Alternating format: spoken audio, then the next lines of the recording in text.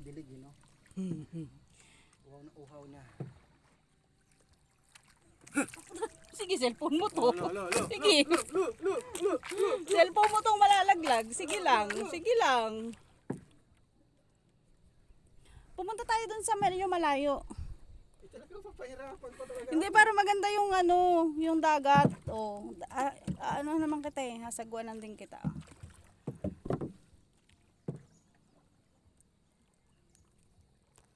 Tapos nabitawan ko, no?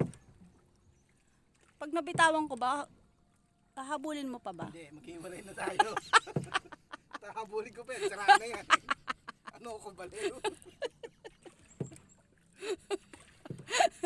Iwanan mo na ako dito? Oo, maiwan ka na dito. Patuyuin mo yan.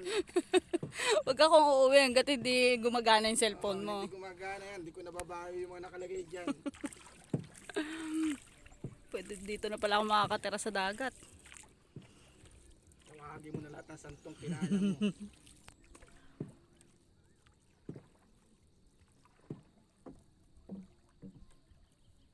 Hindi masarap mag-swimming pag ganitong oras kasi mainit yung tubig, no? Masarap pa rin yung sa umaga.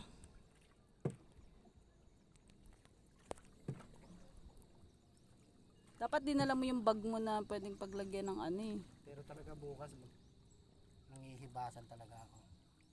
Paano manghihibasan? Nambibidyo ako sa hibasan. Ay bukas nga mananagat nga tayo. Nabalik masunog yung mukha ko.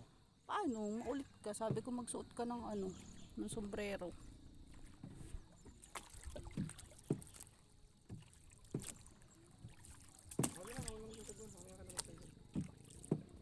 Takot ka, no? Baka mahulog yung cellphone mo. Ay, may jet, oh.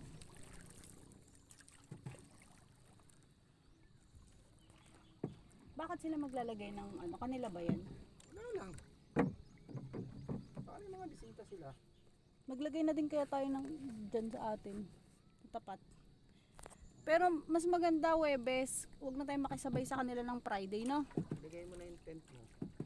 Baka mawala. Lagay-lagay ka na maaga, ha?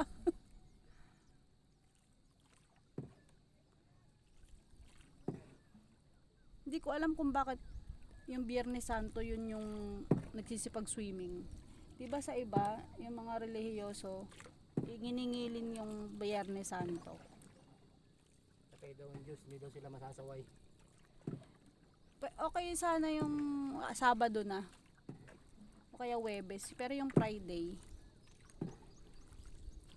bagay, kanya-kanya namang paniniwala yan. Sabi nga nila, pag daw naligo kapag Biyernes Santo nang hindi pa naliligo ang penitensya, magiging bato ka daw.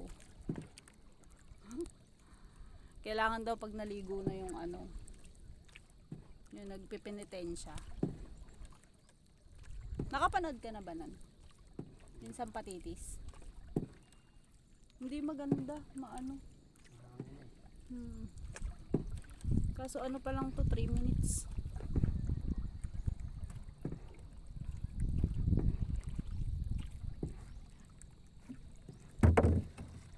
Haharap ako dyan para makita ang iyong kapugian.